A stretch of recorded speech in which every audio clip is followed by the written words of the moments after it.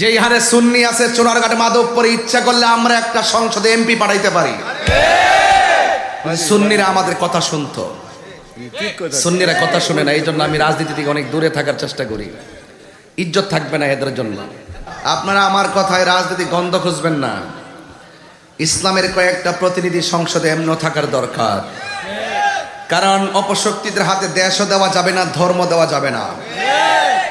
যারা দেশের ইঞ্চি ইঞ্চি মাটি নিয়ে ষড়যন্ত্র করে তাদের ফাঁদে পা দেওয়া যাবে না। যারা ধর্মের নামে অধর্মের চর্চা করে তাদের পিছনে ঘোরা যাবে না।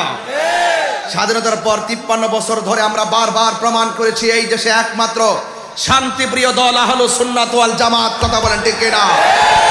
আমরা সংখ্যায় বেশি হওয়ার পরেও কেন আজকে আমরা সংখ্যা লঘু মনে হয়? একমাত্র আমরা রাষ্ট্রীয় সিদ্ধান্ত নিতে পারি নাই, আমরা ঐক্যবদ্ধ সিদ্ধান্ত নিতে পারি নাই।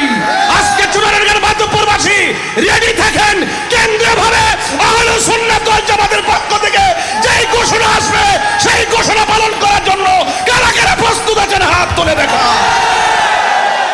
আপনারা যদি শুধুমাত্র এক থাকতেন আমরা একটা সুন্নি প্রতিনিধি সংসদে পাঠাইতে পারতাম। পারতাম কিনা বলেন? পারতাম। কিন্তু আপনারা চা খায়া ঘুরে যাবেন। আপনাদেরকে পোস্টার লাগানোর সময় 500 টাকা দিলে ঘুরে যাবেন। রাতের বেলা মিটিং টিনিং করে একটা বান্ডিল দিলে পুরা পাড়ার দায়িত্ব লয়ে যায় 2-1 জন। কথা বলেন ঠিক না বেঠে? পুরা পাড়ার দায়িত্ব 2-1 জন নিয়ে বান্ডেল নিয়ে সে খায় আর আমাদেরকে বোকা বানায়। এখন আর টাকার পিছে গোড়াগড়ি নাই, এখন ইমানের পিছে করতে হবে। যেই দিকে যাবো, যার সাথে যাবো একসাথে যাবো। কথা বলেন ঠিক কিনা বলেন? হাত তুলে বলেন ঠিক কিনা বলেন?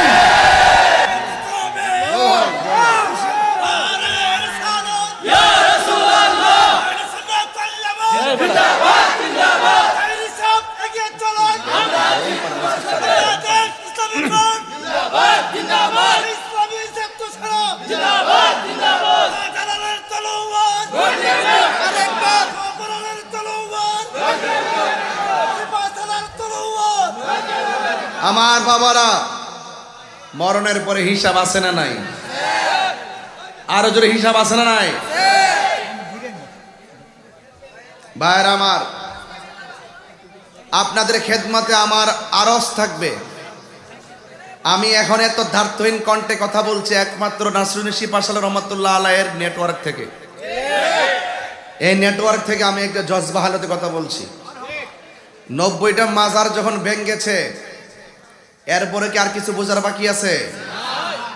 এই মোল্লারা কিছু মোল্লা আছে, মুখে ইসলাম আছে, হৃদয়ে ইসলাম নাই। এরা দেখবেন তাহলে ভোট পাইবার জন্য কত কৌশল করতেছে, হ্যাঁসা মিশা কথা কইয়া দেশটার মধ্যে একটা তাল ভানা শুরু করছে। সুন্নিরা কি ঘুমিয়ে গেছে? ঘুমিয়ে গেছে? চিন্তার কোনো কারণ নাই, এখনো বেঁচে আছি মাঠে। হামলা মামলা তাহিরি ভয় পায় না। শুধু পারি না আপনাদের কারণে। আব্বা কোনো প্রতিবাদে ডাক দিলে ফোন দিলে আপনারা আসেন না। বাজান গতকাল বইলেছি, কথার দুঃখের সাথে কইছি। বাজান একটা কর্মসূচি দিলে ফোন দিয়ে আব্বা ডাক আয় না। এমন মাহফিলে যেমন আইছে, যদি একটা কর্মসূচি দিতে পারতাম সোনারঘাটের জমিন এই মানুষটি লইয়া, রাষ্ট্র এই সোনারঘাটকে আলাদা নজরে দেখতো। কথা বলেন, আপনারা আসেন না। এই ওয়াজে যেভাবে আসেন এভাবে মাঠে আসেন। আপনারা কোনো না কোনোভাবে হাঙ্গা বসে গেছেন।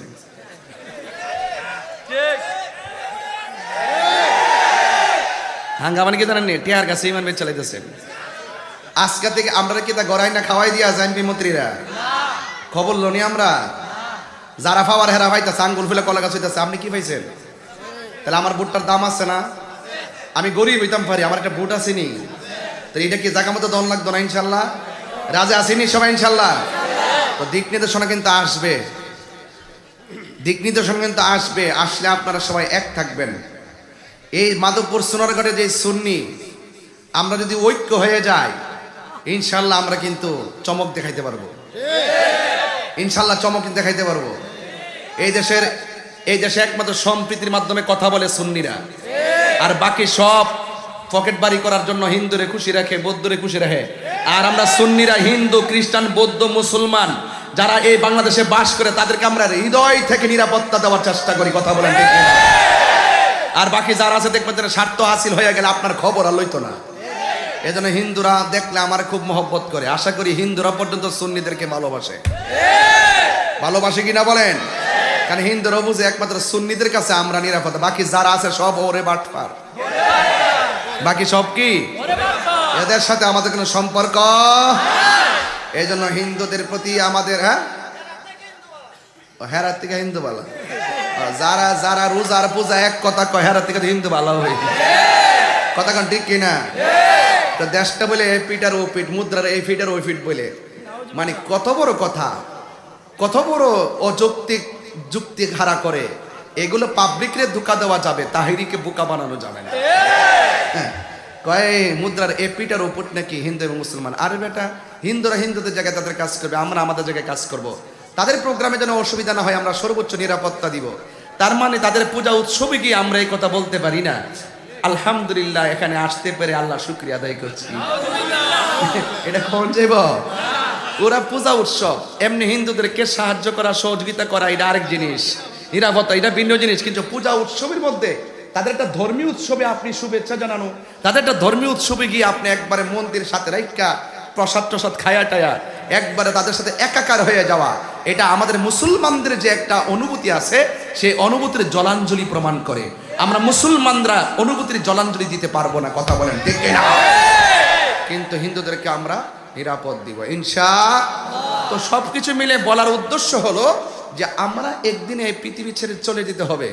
ভোট কিন্তু টাকা দিয়ে কেনার বিষয় না, ভোট একটা ইমানে আমানত, কথা বলেন ঠিক কিনা? আপনি যাকে নেতা বানাবেন তাকে তো আপনি সব চিন্নাম নেতা বানাইতে হবে, ঠিক কিনা বলেন? এই জন্য আমরা কিন্তু এই আঙ্গিকে অনেক সময় কথা বলি না, এখন বলি কেন? এখন আমরা আর খানকায় থাকবো না, আমরা রাজনীতিও করবো ইনশাল্লাহ। আমরা ওই এই বাটফার গুলা যখন দেশকে ধোঁকা দেওয়ার চেষ্টা করতেছে, দেশের মাটি নিয়ে খেলা করতেছে, এদের হাত থেকে দেশকে বাঁচাইতে হবে, ধর্মকে বাঁচাইতে হবে, আল্লাহর ওলির মাজারকে রক্ষা করতে হবে। আমার রহিসউদ্দিনকে প্রকাশ্যে মাইরা ফেলাইছে, ঠিক কিনা বলেন? মসজিদের ইমাম আমার রহিসউদ্দিনকে প্রকাশ্যে মাইরা ফেলাইছে, তারা দিবালোকে নিয়ে ঘুরে। আপনারা বসেন না প্লিজ, বসুন, অনুরোধ, কথা কেন না, কথা কেন না, বাবারা লক্ষ্মী আওয়াজ করে কোন। এই শোনেন, সারা পৃথিবীর বিবেক নাড়া দিয়া উঠছে যখন রহিসউদ্দিনকে মারছে, প্রকাশ্যে পানি দিতে যায়, তারা পানিটা পর্যন্ত দেয় নাই। সেই পুলিশও ঘুরে বেড়াচ্ছে, যারা মারছে তারাও ঘুরে বেড়াচ্ছে। তো যে আমলে সুন্নিদেরকে প্রকাশ্য মারার পরও আসামি ধরা হয় না, যে আমলে প্রকাশ্য রহিসউদ্দিনকে মারার পরও আসামিকে গ্রেফতার করা হয় না, বিচার পায় না, তার মানে বুঝতে হবে আমাদের সুন্নিদের ইতিহাসে এবং এই দেশের ইতিহাসে সবচাইতে অপশক্তির হাতে দেশ গেছে। এক কারণ। দুই, আপনার বয়স কত? দাঁড়ান না, উঠেন না, একটা আমি চিনি তো, আমি কোন বয়সটা দাদা? 54, দেখা যায় 40 বছর মতো হচ্ছে বন। মাশাআল্লাহ, আল্লাহর হায়াত দারাজ করুন। এই যে 54 বছর বয়সের বেটার কাছে একটু প্রশ্ন করতাম, স্যার আপনার বয়স 54, দেশ স্বাধীন হয়েছে 53, আপনি একটু বলেন তো যে আপনার 54 বছরের ভিতরে কোনো মুসলমান মারা গেছে, মারা যাওয়ার পরে কবর থেকে তুইলা লাশের গায়ে আগুন লাগাইছে, এমন ইতিহাস দেখছেন নি?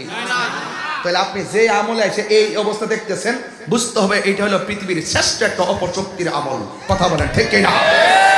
এই দেশে আল্লাহর ওলিরা ইসলাম আনছে, কথা সত্য না মিথ্যা? আর কথা কোন সত্য না মিথ্যা? ভয় পান কেন? তাদের কতটুকু লোক আছে আমরা জানি, তারা হলো গুপ্ত রাজনীতি করে। ওই স্কুল কলেজ ইউনিভার্সিটি কিছু ট্যালেন্ট পোলাপানদেরকে নিয়ে অনলাইনে ফেসবুকে ভাইরালে রাজনীতি করে। আর আমাদের সংখ্যা লঘু না, আমরা সংখ্যাগরিষ্ঠ, আমরা পিছিয়ে থাকার কোনো কারণ নাই, কথা বলেন ঠিক কিনা বলেন? মাঠে আসেন না দেখি আমাদের সাথে, বাক্স আলাদা করেন, সুন্নি বনাম ডাব্লিউ, দেখবেন খেলা ফাইনাল হয়ে যাবে, কথা বলেন।